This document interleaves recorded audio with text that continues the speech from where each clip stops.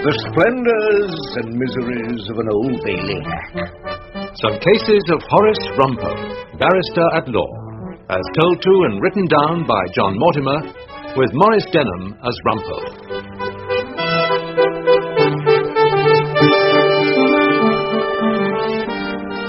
Rumpole and the Showfolk.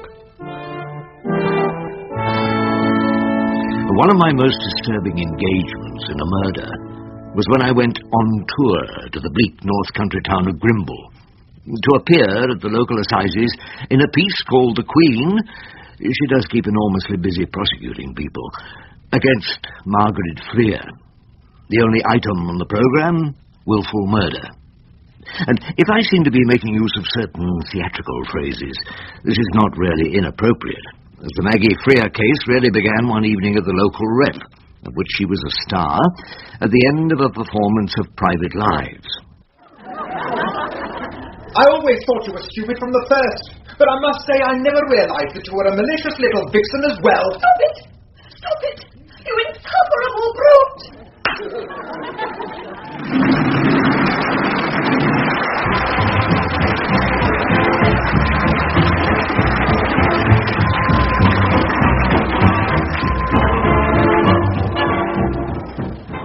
You can't pick up a crop and speak a line at the same time. Shut up. You should stop drinking, G.P. Sober, you're a bad actor. Drunk, you're ridiculous. It's like playing a man as a monologue. Anyway, getting too old for Amanda. Oh, talk about, you're slurring that funeral on your case. Mr. Freer isn't out yet, is he, Mr. Croft? No, miss. They're both still in their dressing room. What was that? What was it, Mr. Croft? I'd better go see. What have you done, Mrs. Freer? What have you done? I killed him. What could I do with him? Help me. I killed him. What could I do with him? Pause, help me. Or, I killed him. Pause. What could I do with him? Help me.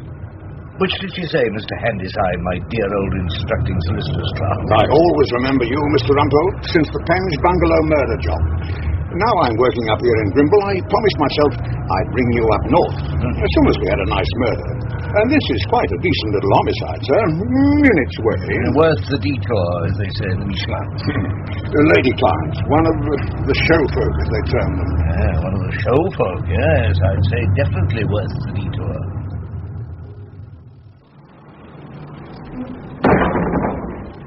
Counsel and solicitor, to see the prisoner, Mrs. Freer. That's right, sir. Mr. Allen QC is with her already.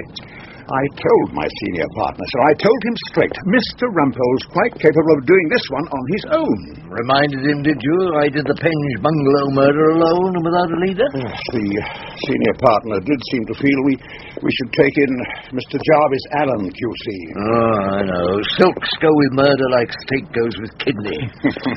Now, this Jarvis Allen, QC, pretty competent sort of man, is he? Well, I've only seen him on the bench. Oh, what? Your learned leader sits as recorder here. He gave a young Claret in our office 3 years for a punch-up at the Grimble United ground. Oh, there's no particular art involved in getting people into prison, Albert. How is he at keeping them out? You tell us you remember nothing. Jarvis Allen, QC, was a thin, methodical man with rimless glasses and a generally rimless appearance. He was addressing our client, a pleasant-looking woman, older than I'd expected. She sat in a corner of the prison interview room, quite composed and entirely silent. It's the shock, you see, Mr. Allen. It's wiped out all her recollection. Mrs. Freer, Tommy Pierce is prosecuting. Of course, I know him well. And if we went to see the judge, who's a perfectly reasonable fellow, I think there's a sporting chance. I'm making no promises, mind you. There's a sporting chance they might let us plead to manslaughter. Much more agreeable doing 10 years for manslaughter than 10 for murder. Is that the choice you're offering? I don't know if you read the evidence, Rumpole. Our client was found with a gun in her hand. A stupid place to have it if she'd actually planned the murder. Rumpole, as I've had to tell Mrs. Freer very frankly, there is a clear admission of guilt, which is not disputed. What she said to the stage doorman, Mr. Croft. I killed him. What could I do with him? Help me. You've read that, at least.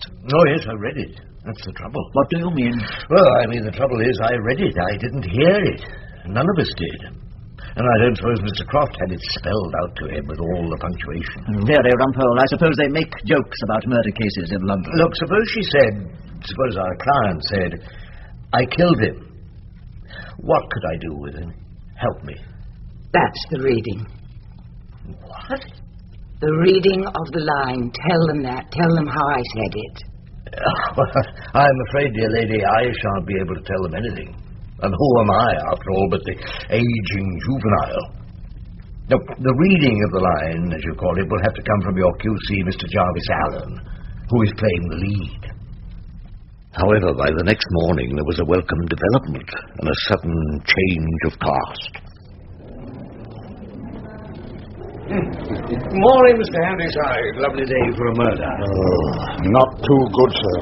The client's given Mr. Jarvis Allen, QC, the sack. Yes, she wants to be represented by you alone, sir. I'm not sure why that is. Well, perhaps she thinks I'd be better cast. Mr. Allen's none too pleased about it. So not going on with this case on your own, are you, Rumpole? Well, I'm here to serve my client. I must say I take an extremely dim view of that. Really? An extremely dim view. On this circuit, we have a tradition of loyalty to our leaders. Oh, it's a local custom. Certainly it is. I can't imagine anyone on this circuit carrying on with a case after his leader had been sacked. It's not in the best traditions of the bar. Yeah, loyalty to one's leader, yes, of course, that is extremely important. But one must consider the other great legal maxim, mustn't we? What's that? The show must go on. Now, excuse me, nice chatting to you, but things to do, old darling. Quite a number of things to do. Like a trial for murder. Be upstanding in court. My senior partner would like us to ask the judge for an adjournment, Mr. Rumpole, so we can approach another QC. Don't cheer up, old darling. There's only one thing you need say to your senior partner. What's that? The Pinge Bungalow murders. Put up Margaret Freer. Yes, Mr. Pierce. Tommy Pierce, QC, for the prosecution, had a large stomach decorated with a gold watch chain and heavy seals, and a voice like a huge slice of Yorkshire pudding. May it please you, my lord, members of the jury, I appear in this case to prosecute with my learned friend, Mr. Roach. The prisoner, Margaret Freer, is represented by my learned friend, Mr. Horace Rumpole. Members of the jury, I don't know if any of you ladies and gentlemen will have actually attended performances at the Theatre Royal, but we'll all have passed it, going up the Makins Road in a trolleybus on the way to the Grimble football ground. Who did this stand-up comic think he was, the Rob Wilton of the Northern Circuit? You know where it is, members of the jury? Past the Snailsham roundabout, on the corner, opposite the old Britannia Hotel, where we've all celebrated many a win by Grimble United. In this case, members of the jury, we enter a different world. Alien to most of us, the world of the show folk. They live a strange life, you may think. A life of make-believe. On the surface, everyone loves each other. You were wonderful, darling, said to men and women alike. Should Rumpole heave himself to his hind legs and protest against this rubbish? No, Rumpole decided to sit still and assume a look of bored indifference. This is not a case which depends on complicated evidence, members of the jury, or points of law. It simply amounts to this. The murder weapon, a revolver, was found in the defendant's hand as she stood over her husband's dead body. A bullet from that very weapon had penetrated the rib cage and entered the heart. I think both of them were shouting. Mr. Croft, the stage door man, was standing in the witness box in his best blue suit. The jury clearly liked him, just as they disliked the story he told. And then, Mr. Croft? I heard the second shot. Did you go into the room? It was a mess, a right mess. Glass broken, blood, and he was sprawled in the chair. I thought he was drunk for a moment, but he wasn't. And she had this pistol, like, in her hand, and she said... Can you remember what she said? Not too fast. Mr. Justice Skilton was a kind and, on the whole, gentle figure. He had the roseate and weather-beaten complexion of a man who spends a good deal of his time dunging the roses in his Surrey garden. Just follow his lordship's pencil, Mr. Croft. And the judge was, worse luck, preparing himself to write it all down. Oh, she said, I killed him. What could I do with him? What did you understand that to mean? My lord, it isn't what this witness understood it to mean. It's what the jury understand it to mean. My lord, the witness was there. He could form his own conclusion. Please, gentlemen, let's try and have no disagreements. At least not before luncheon. I think Mr. Croft may answer the question. Oh, I understood it to mean she was fed up with him and she didn't know what else to do. But to kill him. Yes, my lord. Did she say anything else that you remember? I think she said, help me. Yes. Just wait there, will you, in case Mr. Rumpole has some questions? Just a few, my lord. Mr. Croft, when you saw the deceased figure slumped in the chair, your first thought was that he was drunk. Oh, yes. Had you seen him slumped in his chair, drunk in his dressing room on many occasions? A few. Quite a few? Oh, yes. After performances, he stayed on drinking in his dressing room? Some nights. Most nights? Well, yes. And most nights he'd be the worse for drink? Some nights. Did he ever celebrate with an evening of sobriety? Oh, my lord. Mr. Croft, when you came into the dressing room, the deceased Freer was the nearest to the door. Yes. About 2 or 3 feet away. Aye, that's all. My client was standing halfway down the room. Yes. Holding the gun. He's told us that. Now, the dressing room mirror stretches all the way along the wall. Yes. And it was broken at the far end, away from the door. Yes. Then, to have fired the bullet that broke that end of the glass, my client would have had to turn away from the deceased and shoot behind her back. Surely, my lord, that's a question for the jury the to witness decide. was there. He can form his own conclusion. Now, what's the answer? Well, I suppose she would. You suppose she would.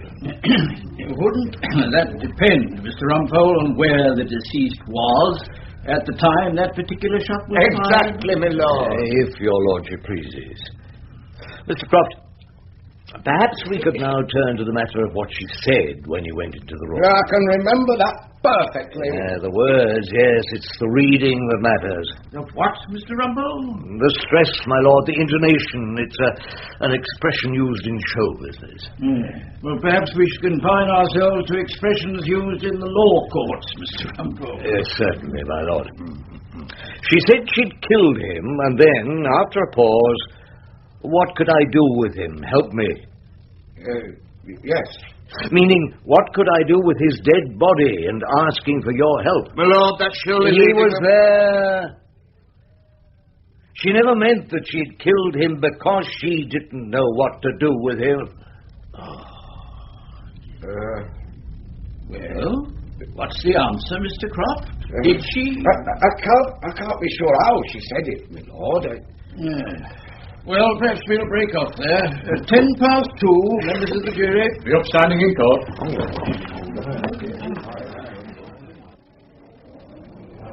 Mr. Rumpole. Yes? A little gnome-like man wearing a bow tie came bouncing up to me. He had the sort of smiling, expressionless face you see on a ventriloquist doll, while his boot-black hair looked as if it had been dyed. My name's Danny Derwent. I'm the director of the Grimble Players. Oh. I just wanted to thank you for what you're doing for Maggie. Maggie's so wonderful. Such truthfulness. Such sincerity. Well, I'm glad you told me that, Mr. Derwent. And your performance, Mr. Rumpole, out of this world. Oh. Well, thank you. Thank you very much. What I admired, sir, was the timing. The pause before you started cross-examination. Pause? You took a beat of 9. I counted it. 9 seconds. Did I? Did I really? Built up tension, of course. I could see what you were after. You really must let me know if you ever want a job in rep. Have you any questions, Mr. Rumpole? Just a few, my lord. Mr. Alan Copeland, 2, 3, 4. It's the timing, old darling. The 4s. 7, 8, 9. Now. You are an actor in the Grimble Repertory Company? Yes. Mr. Copeland was the juvenile lead, a pleasant young man in a dark suit and tie, good witness box costume. He seemed friendly. You knew that the deceased G.P. Freer owned a revolver? Yes. He was in a spy film, and it was one of the props. He bought it. But it was more than a bit of scenery. It was a real revolver. Unfortunately, yes. And he had a license for it? Oh, yes. He joined the Grimble Rifle and Pistol Club and used to shoot at targets. I think he fancied himself as James Bond or something. James who? A character in fiction, my lord. A person licensed to kill. He also spends a great deal of his time sleeping with air hostesses. Mr. Rumpole, we have quite enough to do in this case dealing with questions of fact. No. I suggest we leave the world of fiction outside the court with our overcoats. Miss Kirsten Hope, why were you waiting at the stage door? Miss Hope turned her large, ingenue eyes on the jury and gave her evidence in a whisper, which must have made her unintelligible to audiences at the Theatre Royal. Somehow, I can never bear to leave. After the show's over, I can never bear to go. I suppose I just love the theatre. Or do you just love Mr. G.P. Freer? You waited for him every night, didn't you? He left his wife at the stage door and took you home? Sometimes. You're dropping your voice, Miss Hope. Sometimes, my lord. Every night? Most nights, yes. Thank you, Miss Hope. Mrs. Freer, you'll be giving evidence this morning. Just tell the jury what you can now remember. Yes. You see, I can remember quite a lot when I'm working with someone sympathetic. Is my costume right? I mean the dress. Oh, absolutely right. I hoped you'd think so. I wore it in time in the Conways. Now, listen to the questions. Answer them as shortly as you can. Every word to that North Country comedian for the prosecution is giving him a present. Just stick to the facts. And not a word of criticism of the dear departed. You want them to like me? Well, they shouldn't find that too difficult. Now, I want you to be yourself. No, you don't. You want me to be an ordinary North Country housewife, spending just another ordinary day on trial for murder. Oh, naturally, you're nervous. Well, time to go. Bloody sick to the stomach every time I go on. Good luck. We never say good luck. It's bad luck to say good luck. We say break a leg. Break a leg. Mrs. Freer, just keep your voice up, will you, so all the members of the jury can hear you? Now, did your husband, G.P. Freer, ever say anything to you about another woman? He told me he was very much in love with Kirsten. With Miss Hope? Yes, with Kirsten Hope. And that he wanted her to play Amanda. Oh, that's the leading lady? Yes. And what was to happen to you? He wanted me to leave the company, to go to London. He never wanted to see me again. What did you say to that? I said I was terribly unhappy about Kirsten, naturally. Just tell the ladies and gentlemen of the jury what happened next. He said it didn't matter what I said. He was going to get rid of me. He opened the drawer of the dressing room table. He was standing then? I would say staggering. Yes. And then? He took out his revolver. This one? I think so. What effect did it have on you when you first saw it? I was terrified. Did you know it was there? No, I had no idea. And then? Then, he seemed to be getting ready to fire the gun. You mean you heard the safety catch? Milord, yes. Please don't leave, Mr. Rumpole. I think that's what happened. Naturally, I was terrified. He was waving the gun. He didn't seem to be able to hold it straight. Then there was a terrible explosion. I remember glass and dust everywhere. Who fired that first shot, Mrs. Freer? My husband. I think... Yes? I think he was trying to kill me. After that first shot, I saw him getting ready to fire again. Did he raise... Please don't lead, Mr. Rumpole. Oh, do sit still, Tommy. Your act comes later. He was raising the gun. Yes, go on. I was trying to stop him. I got hold of his hand to push the gun away. I pushed it back. I think I must have forced back his finger on the trigger. There was another terrible noise. I never meant... When Mr. Croft came in, you said you'd killed your husband. Yes, I had. By accident. What else did you say? Well, I think I said, what could I do with him? I meant, how could I help him, of course. And you asked Mr. Croft to help you? Yes. It was time for the curtain line. Mrs. Freer, did you ever, at any time, have any intention of killing your husband? Never. Don't distress yourself. Usher, a glass of water, please. Thank you, my lord. Bloody play acting. In an hour or two, members of the jury, this case will be over. We'll go home and forget all about this little theatre and the angry drunken actor and his wretched infidelities. This case has only been a few days out of your lives. But for the lady I have the honour to represent, all her life hangs in the balance. Is that life to be broken? And is she to go down in darkness and disgrace? Or can she go back into the glowing light of her world to bring us all joy and entertainment and laughter once again? Ask yourselves that question, members of the jury. And when you ask it, you know there can only be one answer. There's nothing I hate more than waiting for a jury to come back. You smoke too much and drink too many cups of coffee. Your hands sweat and you can't do or think of anything else. All you can do is to pay a courtesy visit to the cells to prepare for the worst. This is the bad part, isn't it? Like waiting for the notices to come out. Now, if they find you guilty of manslaughter... Only that? Oh, that at the worst. Huh? I think I've got the facts for mitigation, but I'd just like to get the history clear. Now, you and G.P. Freer started this theatrical company together, It was my money, every bloody penny of it. I looked at her in some surprise. There was a hard, tough note in her voice, and her face was set in a look which was something like hatred.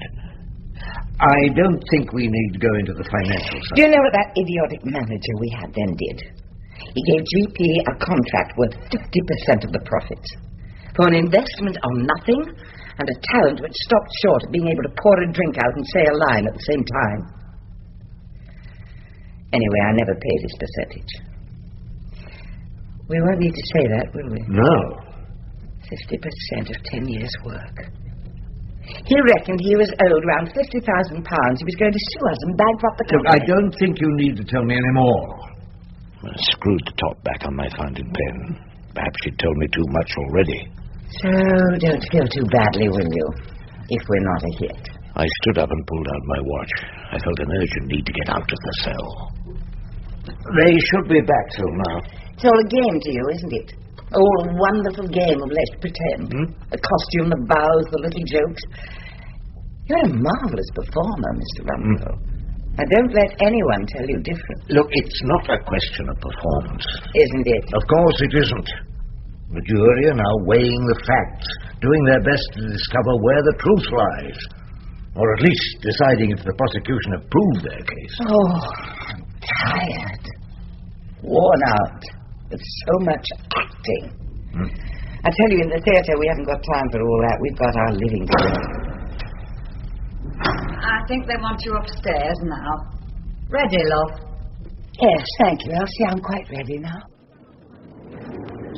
You did it, Mr. Rumpole. My senior partner will be over the moon about this one. Alone and without a leader. It's the Penge Bungalow murders job all over again. Is it, Mr. Handyside? In that case, I wasn't defending an actress. Triumph, my dear, a total triumph. Congratulations. You told me she was truthful. I meant her acting. That's quite truthful. Not to be faulted. That's all I meant. Well, congratulations, Rumpole. That was a bloody good win. Oh, was it, Pierce? I hope so. Coming to the circuit dinner tonight. Tonight? You'll enjoy it. We've got some pretty decent claret in the mess.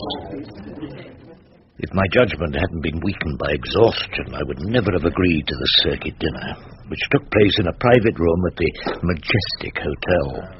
All the gang were there: Skelton J, Tommy Pierce, his junior Roach, and my one-time leader Jarvis Allen, QC. The food was indifferent, the claret bad. And when the port was passed, the leader of the circuit, an elderly silk who was called Mr. Senior, addressed young Roach. Mr. Junior, in the matter of Rumpole. Mr. Senior, I shall read the indictment. I realized then that I'd been tricked. I was mad to give myself up to the tender mercies of this savage northerly circuit. Rumpole was on trial. Count 1.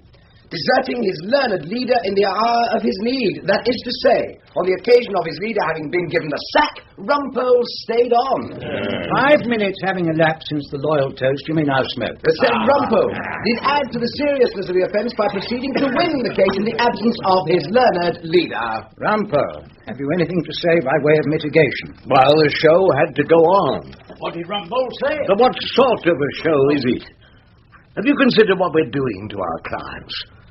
Seeing they wear ties, keep their hands out of their pockets, call the judge my lord, generally behave like grocers at a funeral.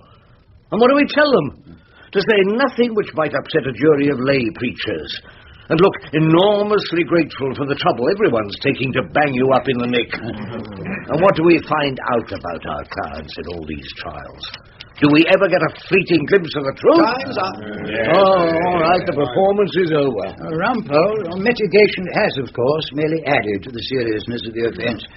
By winning your case, you showed a total disregard for the feelings of an extremely sensitive Sylvia.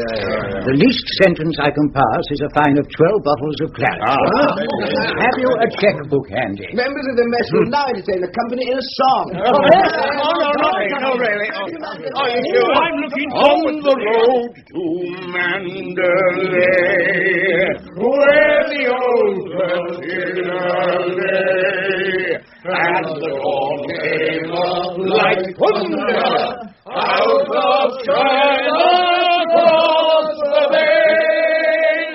As I wrote out the check, I wasn't really listening. £36. I'd had quite enough of show business.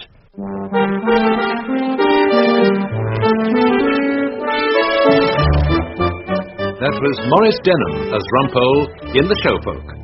Mr. Justice Skelton was played by Derek Farr, Tommy Pierce, Peter Woodthorpe, Jarvis Allen, Jonathan Scott, Mr. Handyside, Hector Ross, Mr. Senior, John Church, Kirsten Hope, Diana Bishop, Danny Derwent, Alec Bragonzi, Alan Copeland, Robin Brown, Mr. Croft, Steve Hodson, and Maggie Freer, Margaret Robertson. Rumpole of The Showfolk was written by John Mortimer and directed by Ian Cottrell.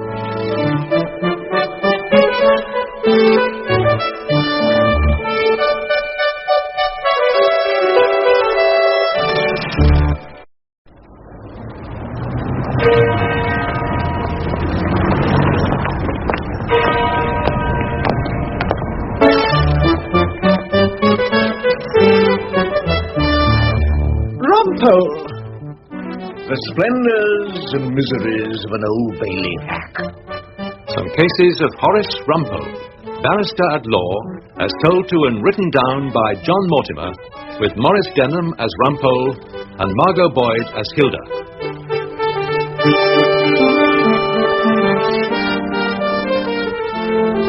Rumpole and the Fascist Beast.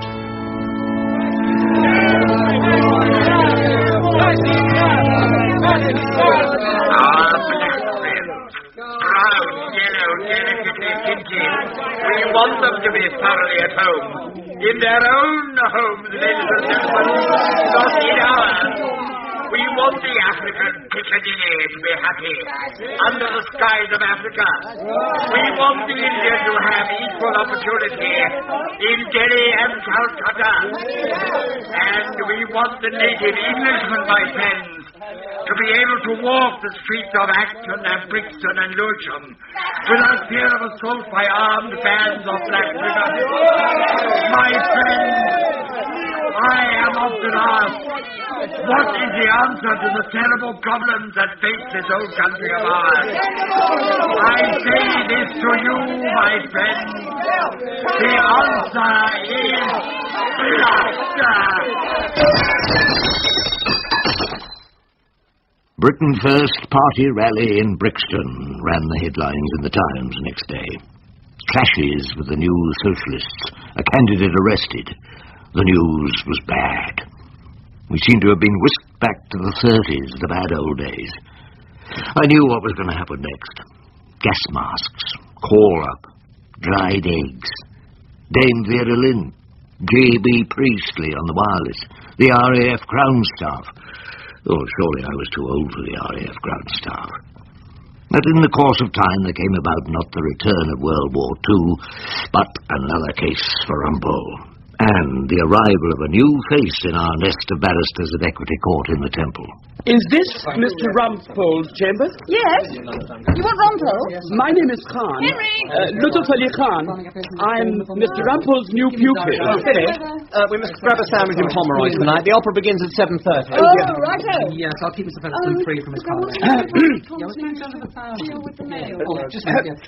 Khan, Mr. Rumpole's in an urgent conference just now. But Mr. Horace Rumpole told me to be here at 9:30 on the dot, no matter what happened. 700, could I? Yeah, I'll make it then. Thank you, Mr. Rogers. Oh, how thrilling. This is thrilling to have a chance of pupilage in the chambers of Horace Rumpole, the legend of the criminal bar of England. I expect to pick up hundreds of red-hot tips from the whole lot of you. Well, we'll do our best to help. Thank you. You are on the secretarial side? Miss Phillida Trant is a very rising young barrister. Oh, gosh. Mr. Rumpole? Is Mr. Khan to see you? Yes, I'll bring him along. The great fraternity of the bar. Truly, it embraces all sorts of conditions of men. And women, also. Just come this way, will you, Mr. Khan? Yes. Lutf Khan's arrival produced varied reactions among the members of our chambers. Well, I don't see very clearly. It gets so dark in the mornings, but was that fellow some sort of baboo? Indian, I'd say, Uncle Tom. I suppose you'll pick our brains here and then go out and become Prime Minister of somewhere. Do very nicely out of it. What on earth does Rumpole think he's up to? What do you mean, Claude? Well, taking a pupil without going through the pupillage committee. You mean taking that pupil, don't you? Philly, for all I know, whatever his name is, Khan may be a perfectly sound fellow. But... Philly, what I mean is... I know perfectly well what you mean. Don't forget Baloy Mascara. Stuff the masked ball! Being in the middle of a difficult conference, I was delighted to see my new pupil. Khan, my dear fellow, you come warmly recommended from the inn, an apt pupil. Ready to start work, are you? As soon as you say so, Mr. Horace Rumpole. I am mustard keen, I must say. That's the ticket. Now, this is the clown, Mr... Captain Rex Parkin. And young Simmons, our instructing solicitor, my new pupil. Lutf Ali Khan, at your service, Captain. Yes, well, why not sit down here, dear boy? Learn to take notes. I never have. I would like to stress, Mr. Rumpole, this is a confidential matter. No, don't mind Khan. It's the only thing to do with pupils. Throw them into the deep end. You know what we have here, Khan? Yes. Now a nasty charge under the Race Relations Act. Now, let's see what I know about our client. Captain Rex Parkin, ex-Pay Corps, served overseas. I served my country as best I could, given my medical condition. Oh, yes, flat feet. Captain Rex Parkin was a middle-aged, humorless man who wore a neat blue suit, Pay Corps tie, a sparse, sandy moustache, and the expression of someone prepared to die for his cause. I went on reading his statement. Flat feet? Oh, don't worry. I was in the RAF ground staff. We both avoided the temptations of heroism. Worked after demobilization, selling worldwide encyclopedia. Married for 25 years to Mavis Parkin. Owns his own bungalow. Mandalay, Durbar Lane, Bexley Heath. Employed since 1958 as a clerk in the southeast area gas board. Captain Parkin wishes it to be known that he is absolutely sincere. Yes, but unfortunately that isn't a defence in law. I've known quite a number of very genuine robbers. They sincerely wanted to be rich. When you look at the depositions, they've really got very little against you. Some extremely ill-chosen words. It could be ambiguous. The answer is blood. Mr. Rumpole, on the question of sentence... Sorry? You want to know what you might be in for? The maximum, if you please, sir. 2 years imprisonment, or a fine, or both. Section 6 of the 1978 Act. And still they gazed, and still the wonder grew that one small head could carry all he knew. You see what a huge advantage a pupil is, Captain? Well, now you know the worst. I want you to ask for it. What? I intend in the trial, sir, to behave as Gandhi did before the district magistrate in Ahmedabad. I intend to argue for the maximum sentence. Excuse me, Captain, but wasn't the Mahatma a foreign extraction? One can learn, at times, sir, from the enemy. Mr. Gandhi asked for life imprisonment. It was the best way he could serve his cause as a martyr. Well, I suppose I have a cause, too, of a sort. I defend people. I don't think I could ask a judge to send a client of mine to prison. It's against my religion. But then, sir, I'm wasting your time. I'll conduct my own case. I presume I'm entitled to do that. Oh, it's a free world, for the moment. Captain Parkin... He's a fool, Mr. Rumpole, if he won't take your advice. Which is a fair entirely. Our prison system's open to all, old darling, regardless of creed or colour. We've called in on you in your own home, Rex. As representing the committee of the Britain First Party, the South Eastern Division. We want you to fight this case tooth and nail, Rex. The only way that I can serve the cause is as a martyr. The cause doesn't want you in jail, Rex. The cause needs you for the election. We got you a good criminal lawyer, Rex. Mr. Rumpole appeared to have no sympathy with our beliefs. And he has an immigrant pupil. Oh, very cunning, that. Show the jury we're not racialists. Coffee, everyone? Oh, thank you. You want him to fight this case, don't you, Mrs. Parkin? Fight the case? That's up to the captain. Sugar, Miss Morphy? No, thank you, dear. I'm sweet enough already. The leader has let it be known privately he wants this case fought all the way. So that it has the force of an order? Well, you can put it like that, Rex. Then, naturally, I shall do my best to carry out the leader's orders. To the letter. A fine old English gentleman, our Rex. Oh, yes. One of the old school, our Captain Parkin. Well, quite with it, would you say? Not quite up to the needs of the times. Not quite up to the position of chairman of the South East Area Party. Rex Parkin's got a good deal of support all the same with the rank and file. Among the Thicks. I can see him losing that if he manages to wriggle out of this charge with the help of some clever dick liberal lawyer. How would that be seen, Sidney, among the Thicks? It would be seen as deserting his post when under fire. It would be seen as bloody yellow behaviour, if you want to know the truth, Clifford. I suppose that could lead to a vacancy as chairman of the South East Area. A power vacuum, would you call it? A vacuum that you are highly qualified to fill, Cliff Worsley. The evening came when I took Mr. Khan home to meet my wife Hilda and her roast. She who must be a bear didn't actually scream or send for the police when she clapped eyes on my pupil, but she looked severely shaken, and the atmosphere around the festive board was somewhat tense.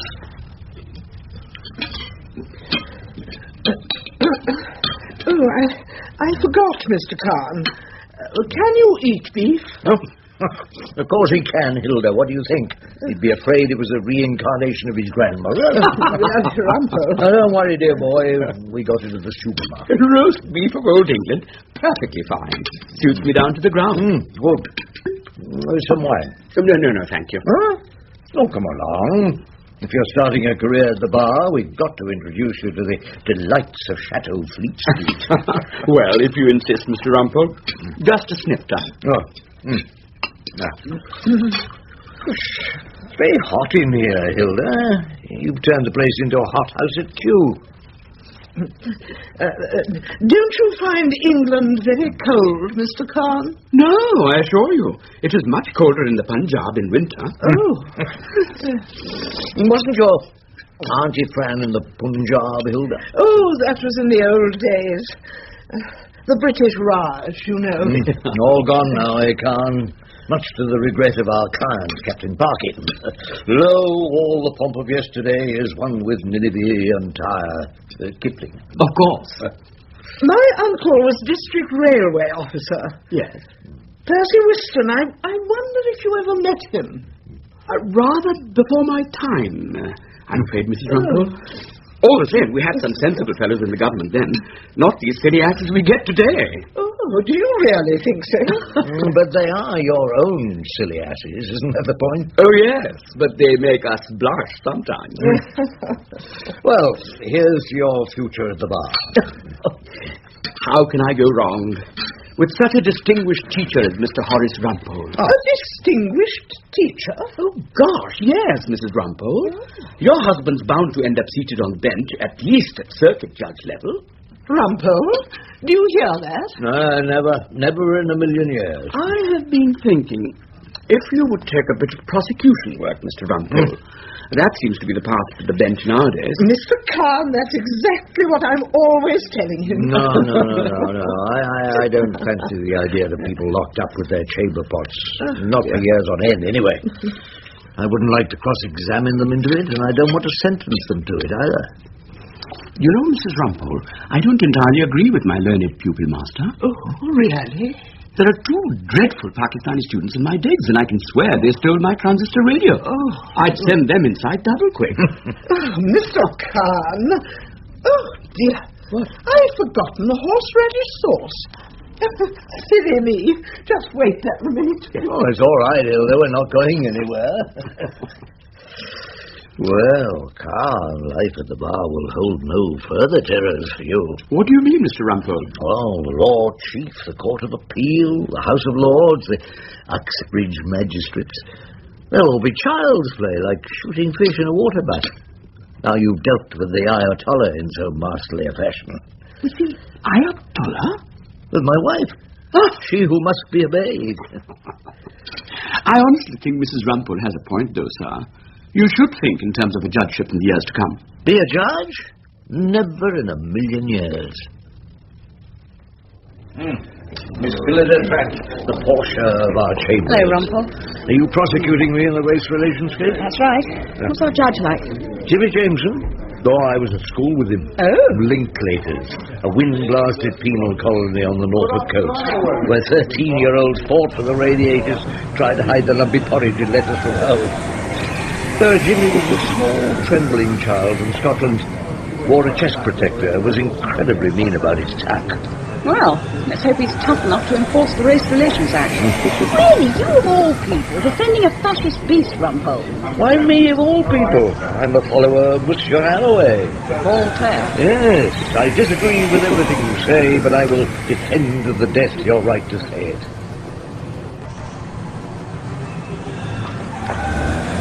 Now, this broken window of the grocer's shop, Inspector. Yes? You have no way of knowing if the perpetrator of that act had heard my client's oration, had you? No, sir. It might have been done by anyone at all. Yes, it might. A destructive schoolboy. Let us hope he was not at Linklaters, Mr. Rumpole. If your lordship pleases.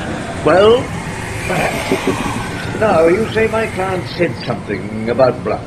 Yes. The answer is blood. I couldn't hear all that clearly. Exactly. The rival factions were yelling their heads off.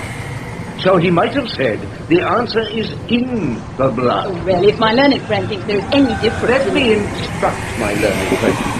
If he said the answer is the blood, it might well be an incitement to violence. I'm glad my learned friend at least appreciates the point of the prosecution. But if he said the answer is in the blood, he was merely referring to some supposed difference in racial characteristics. And the remark was quite innocuous. There is a clear distinction, is there not, Miss Trent? Ladies and gentlemen of the jury, let me introduce you to a dreamer. Now, he doesn't dream of money or women. He dreams of the ancient days of the British Raj. Captain Rex Parkin. It's true he's an ex-captain of the Pay Corps. True that he's never been further east, as far as I know, than a day trip to Boulogne. The closest he's got to India is the weekly night out he has with his mem-sahib, Mrs. Mavis Parkin, in the Star of Asia Parry House in Bexley Heath. But Captain Rex Parkin, dreaming away amongst his old bound copies of the boy's own paper, fancies himself as an officer of the British Raj. The Union Jack flies daily over his bungalow, Mandalay, number 12 Durbar Lane, and is solemnly lowered every evening at sunset. Hardly appropriate dreams are they for 1978, when you could hardly call out the Bengal Lancers to subdue a spot of trouble on the Ealing frontier, or ride out by elephant to accept the surrender of the Maharaja of Muswell Hill. The jury were laughing, which was exactly my intention. But when I glanced at Captain Rex Parkin in the dock, he was glowering furiously and might, if it hadn't been for his pronounced sense of discipline, have risen to protest. I swept on hurriedly with my closing speech. Is this a free country, members of the jury? Is this the country where Captain Parkin and other eccentrics can flourish in all their dottiness? I may not agree with Captain Parkin's words. It's very easy to believe in free speech for those we agree with. But someone, a wise Frenchman, once gave us the answer. I disagree with everything you say, but I will defend to the death your right to say it.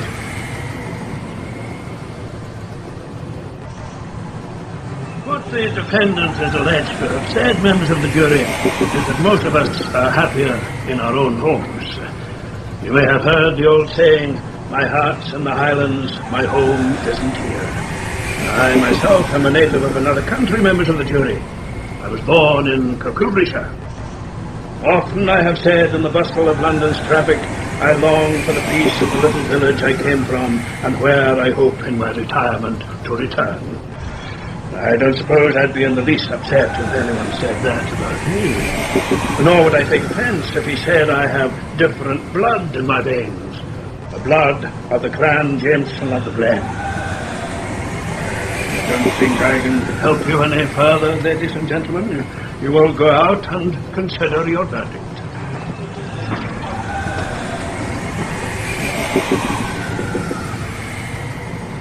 You find Reginald Maxwell Parkin guilty or not guilty? Not guilty, my lord. Hey! And that is the verdict of you all? It is, my lord. Very well. The defendant may be discharged, with a word of warning. Just be careful how you express your views in public. They may be misunderstood. I will rise now. Captain Parkin looked at me with his strangely colourless eyes, standing like a rat rod in his parody of a military bearing, and said something to me which I shall not quickly forget. May God forgive you, Mr. Rumpole. I certainly shan't.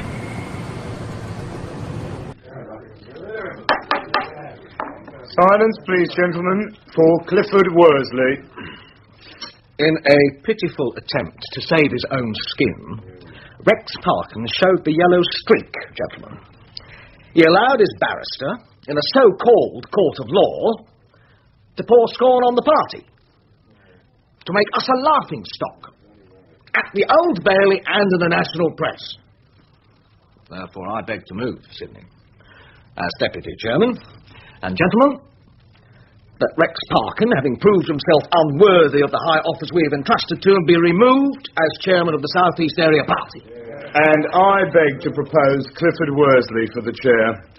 Does any gentleman second? I second. Have you anything to say, Rex? No. Nothing to say. Will all those in favour please indicate in the usual manner? Carried. By an overwhelming majority.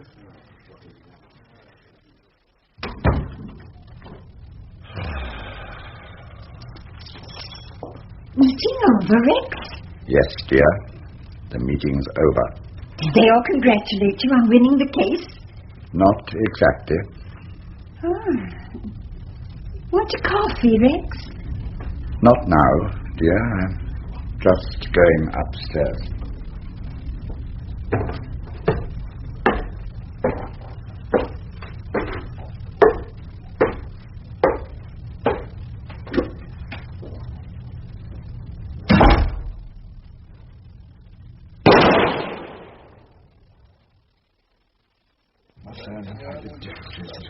We were all together for a chambers meeting when Miss Trant, our portia, congratulated me. That was a remarkable win you had, Rumpole, in our race relations case. Well, not a complete triumph. There's a motion before Parliament to censure the judge, and my client shot himself. What? May I have your attention? Oh, sorry, Governor. The departure of George Frobisher to the Circuit Court bench has left something of a gap in chambers. Yeah. Clearly, we need a new tenant. Clearly. What do we need? A new tenant, Uncle Tom. Erskine Brown will remind us of the candidates. There seem to be two main contenders. Yes. Well, we have had an application from Owen Glendower Jones. He wants to move up to London. He has a very sound practice in Wales. Apparently, he'll bring us a large number of Welsh solicitors. That's what I'm afraid of. No, really, Rumpole. Oh, I'm sorry, I forgot about the Race Relations Act. And the other candidate is Rumpole's pupil, Ludov Khan. Yes. Well, this Khan chappie does represent something of a special case. Oh, yes. I was a special case, wasn't I? Please. No one wanted a woman. Had this extraordinary difficulty getting hold of the key of the loo. And Henry had to go through the embarrassment of explaining that the barrister he was sending out to the Hendon County Court might turn out to be a woman. Now he'll have to explain that he's what do you want me to say? Tinted gentleman. Doesn't matter how good we are, we start out with a built-in handicap, and that's what you mean by a special case, isn't it? As a matter of fact, what I meant was, we are under a good deal of pressure from the Bar Council. I also happen to know the views of the Lord Chancellor's office. Keith's tremendously keen on places being found in chambers for overseas applicants. Well, I wouldn't, speaking for myself, be influenced by the wishes of the Bar Council, or even the Lord Chancellor's office. I'm sure you wouldn't. I had given a certain amount of paperwork to Khan, and I did happen to be in Bow Street waiting when I heard him do a prosecution. In my opinion, Ludov Khan would make a useful and hard-working member of chambers. Oh, thanks, Claude. Thank you, Erskine Brown. Yes, thanks for your contribution. Well, now, suppose we take a vote. All those in favour of the candidacy of Owen Glendower Jones? Is that the darkie? No, Uncle Tom. Oh, my dear fellow, my dear Khan, I think I have some good news for you at last. We've just had a discussion of your candidacy for a seat in chambers, and I'm delighted to tell you you're in. No! It's difficult to believe, eh? The truth is, I don't want to offend Mr. Featherstone, and I have enjoyed it here.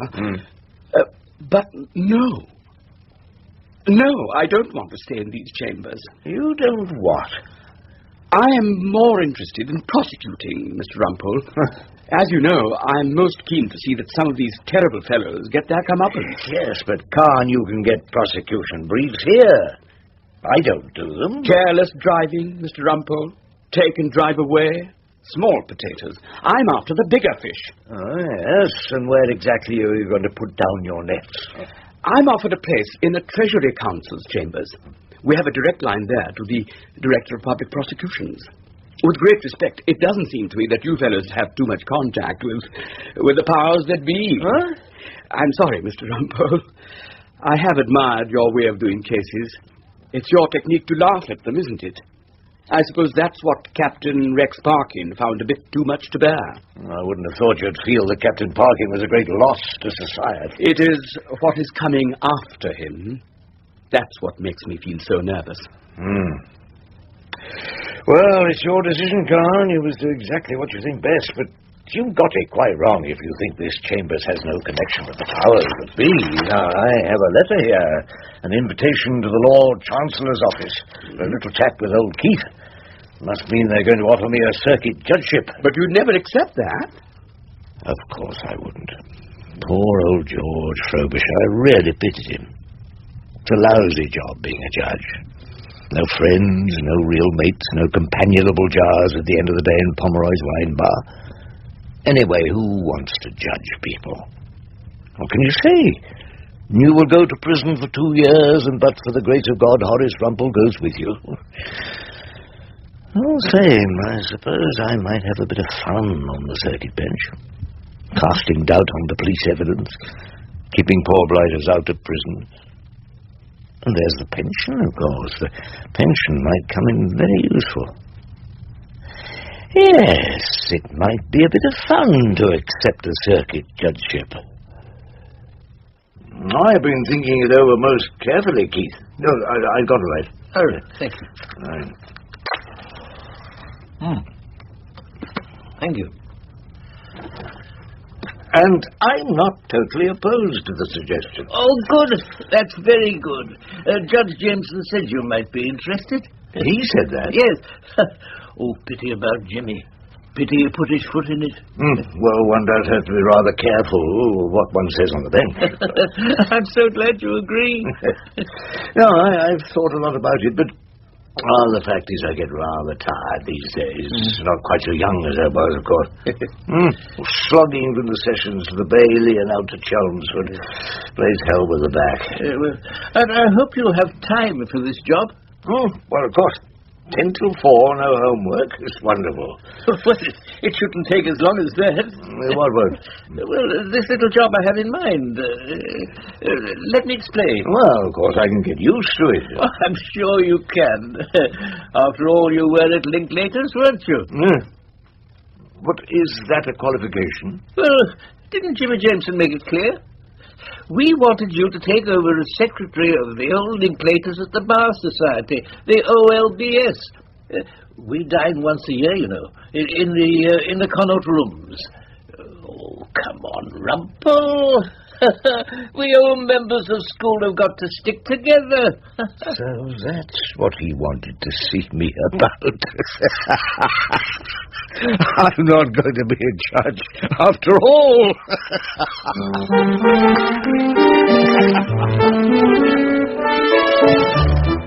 That was Maurice Denham as Rumpole and Margot Boyd as Hilda in The Fascist Beast.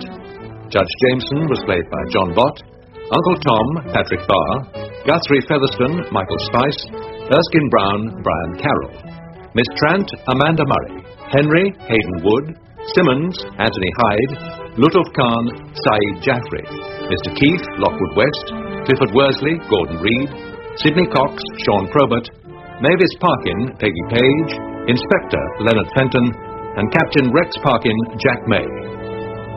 Rumpole and the Fascist Beast was written by John Mortimer and directed by Ian Cottrell.